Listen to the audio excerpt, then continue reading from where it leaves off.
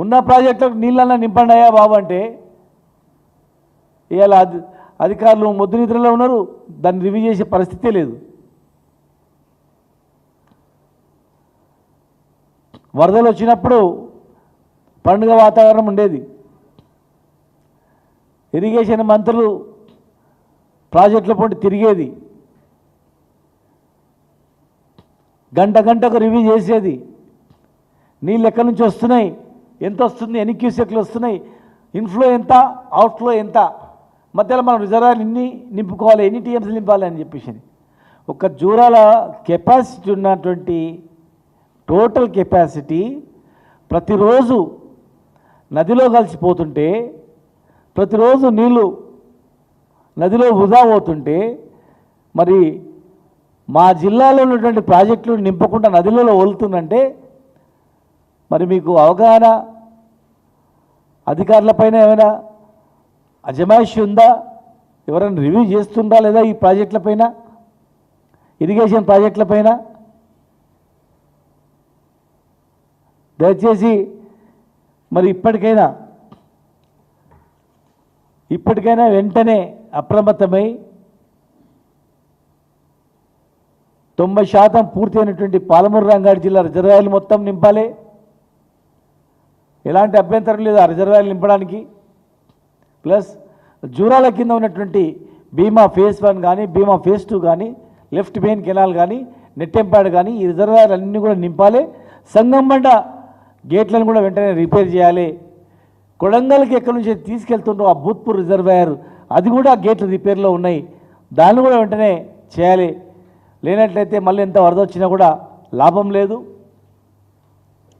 రైతులందరూ కూడా ఎదురు చూస్తూ ఉన్నారు. మరి వెంటనే రైతు బంధు కూడా వేయాలని చెప్పని, రైతులను ఆదుకోవాలని చెప్పని ఇమీడియట్గా రివ్యూ చేసి ఆ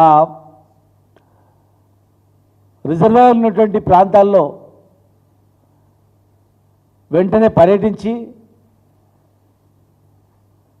ఈ ప్రాజెక్టులు మొత్తం కూడా నింపాలని చెప్పి పాలమూరు రంగారెడ్డి జిల్లా ప్రాజెక్టు పైన ఇరిగేషన్ మంత్రి ఇమ్మీడియట్గా ఒక రివ్యూ మీటింగ్ పెట్టి ఆ నింపడానికి ఉన్నటువంటి అడ్డంకులు ఏమున్నాయి, 100 పైగా టీఎంసీలు నీళ్లు మా మహబూబ్నగర్లో పాలమూరులో నీళ్లు రిజర్వాయర్లు ఉంటే చుట్టుముట్టు ప్రాంతాల్లో గొర్రెలకు కానీ బర్రెలకు కానీ రిజర్వాయర్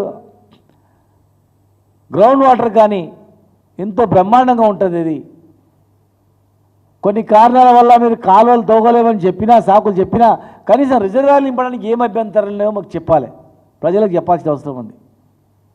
కనుక ముఖ్యమంత్రి గారు కూడా వెంటనే ఈ ప్రాజెక్టులపైన రివ్యూ చేయాలి, నీళ్లను వృధా కాకుండా ఈ ప్రాజెక్టులు నింపాలని చెప్పని మేము డిమాండ్ చేస్తూ ఉన్నాం. వెంటనే రైతు బంధు కూడా విడుదల చేయాలి, రైతులను ఆదుకోవాలని చెప్పని మేము డిమాండ్ చేస్తూ ఉన్నాం. అవగాహన లేకుండా కొంతమంది నిర్లక్ష్యం వహించినందుకే మొన్న ఎండాకాలం పంటలు ఎండిపోయినాయి. వర్షాలు పడుతుంటే రిజర్వాయర్లు ఎండుతుంటే రిజర్వాయర్ కింద ఉన్న రైతులకు మీటింగ్లు పెట్టి ఎప్పుడు నాట్లేయాలి, ఎట్లా వేయాలని చెప్పి అవగాహన సదస్సు పెట్టేది, రైతు వేదికల ద్వారా అందరికీ తెలియజేసేది. కానీ ఉన్న రైతు వేదికలు ఇప్పుడు ఎట్లయినాయంటే ఉన్న రైతు వేదికలు ఉపయోగించుకోవట్లేదు. మేము కట్టినామనే కోపం ఎందుకు, అక్కస్ ఎందుకు? ఏ ప్రభుత్వాలైనా మారుతుంటుంది, మారినంత మాత్రాన పాత ప్రభుత్వం స్కీములను రద్దు చేసినామా? మేము పాత ప్రభుత్వంలో ఉన్నటువంటి మంచి మేము స్వీకరించలేదా? ఆరోగ్యశ్రీని కంటిన్యూ చేయలేదా? మా పార్టీ మీద ఉన్న కోపంతో రైతులను ఎందుకు తీస్తారు, రైతులకు ఎందుకు కూర్చోబెడతారు, ఎందుకు రైతు వేదికలు మీరు వాడట్లేదు? రైతు వేదికలు వాడనంత మాత్రాన మర్చిపోతారా? కేసీఆర్ని మర్చిపోతారా? గత ప్రభుత్వాన్ని మర్చిపోతారా? రైతు గుండెల్లో మేము లేమా? తెలంగాణ రాకముందు తెలంగాణలో వ్యవసాయం ఎంత, తెలంగాణ వచ్చిన తర్వాత తెలంగాణలో వ్యవసాయం ఎంత, తెలంగాణ రాకముందు వరి పంట ఎంత, ఈ భారతదేశంలో తెలంగాణ ఆంధ్రప్రదేశ్ స్థానం ఎంత, తెలంగాణ స్థానం ఎంత 10 జిల్లాలది, తెలంగాణ వచ్చిన తర్వాత ఈ భారతదేశంలో నెంబర్ 1 పంట పండించింది తెలంగాణ రాష్ట్రం కాదా? అత్యధిక పంటలు పండించింది తెలంగాణ రాష్ట్రం కాదా? ఉచిత కరెంట్ ఇచ్చింది మా ప్రభుత్వం కాదా? ఈ దేశంలో ప్రతి ఒక్క రైతుకు రైతు బంధు ఇచ్చింది ఈ ప్రభుత్వం కాదా? మర్చిపోతారా? చనిపోయిన ప్రతి రైతు కుటుంబానికి వారం రోజులలో రైతు బీమా వేసినాం 5 లక్షల రూపాయలు. మరి మర్చిపోతారా? రైతు మర్చిపోతాడా? ఎవరు మర్చిపోయినా రైతు మర్చిపోతాడా? రైతులకు ఇచ్చిన హామీలు, ఎలక్షన్ మేనిఫెస్టోలో మీరు రైతులకు ఇచ్చిన హామీలన్నీ కూడా ఖచ్చితంగా నెరవేర్చాలి. రైతులకు ఇచ్చిన హామీలు నెరవేర్చిన తర్వాతనే లోకల్ బాడీల ఎలక్షన్స్లో పోవాలి. 42% రిజర్వేషన్ ఇచ్చిన తర్వాతనే లోకల్ బాడీ ఎలక్షన్స్లో పోవాలి. రైతులకు ఇచ్చిన హామీలు ఇచ్చిన తర్వాతనే లోకల్ బాడీ ఎలక్షన్స్లో పోవాలి. రైతుల హామీలు మర్చి ఏదో సాకు చెప్పి ఎలక్షన్ల పేర్ల మీద ఎన్ని డ్రామాలు చేసినా ప్రజలు నమ్మరు.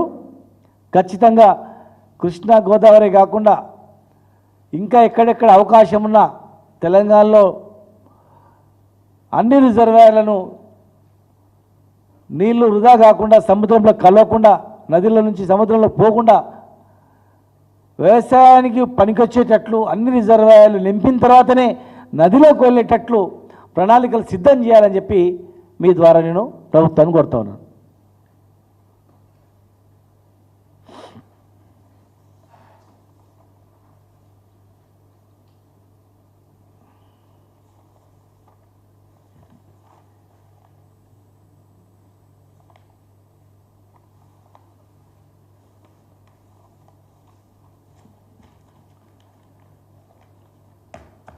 ఏమైందంటే నీళ్ళు వేస్ట్గా పోతున్నాయి, సముద్రంలో కలిసిపోతున్నాయి, మన నదిలో కలిసిపోతున్నాయి.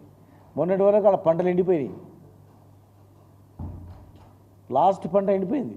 గొడవ చేస్తే నారాయణపూర్ నుంచి వదిలిన 1.5 TMC, 1.5 TMC వదిలితే వీడికి వచ్చే వరకు కపిష్క నీళ్ళు వచ్చినాయి అంతే, నది దాక్కుండా.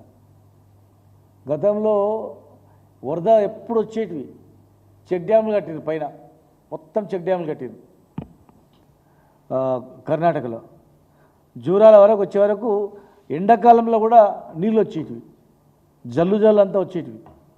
కానీ ఎక్కడ ఎన్ని నీళ్ళు రాకుండా, కాలు నీళ్ళు కూడా రాకుండా అన్ని చెక్ డ్యాములు కట్టుకుంటూ వచ్చారు. ఎక్కడ నీళ్ళు అక్కడనే ఒడిసి పట్టుకొని తీసుకుపోతారు కర్ణాటకలో ఇదే ప్రభుత్వం, కాంగ్రెస్ ప్రభుత్వమే. ఉన్న నీళ్ళు తీసుకుపోతున్నారు. ఇప్పుడు వాళ్ళు వదిలినంటే వాళ్ళకి ఎక్కువై వదిలిండ్రు. వాళ్ళ డ్యాములు కొట్టుకోపోతాయి నీళ్ళు వదిలిపోతే, తప్పని పరిస్థితుల్లో వదిలింది తప్ప మన మీద మెహర్బాన్ కాదు. మరి కనీసం తప్పని పరిస్థితుల్లో వదిలిన నీళ్ళన్నా మనం వాడుకోకపోతే ఎట్లా? రైతులు ఎట్లా బతకాల? పంటలు ఎట్లా పండాల? కనుక ఒకవేళ ఈ నీళ్లు వాడకపోతే, నీళ్ళు నింపకపోతే, రేపు ఫ్యూచర్లో వర్షాలు రాకపోతే ఈ ప్రభుత్వందే బాధ్యత వహించాల్సి వస్తుంది ఖచ్చితంగా కూడా.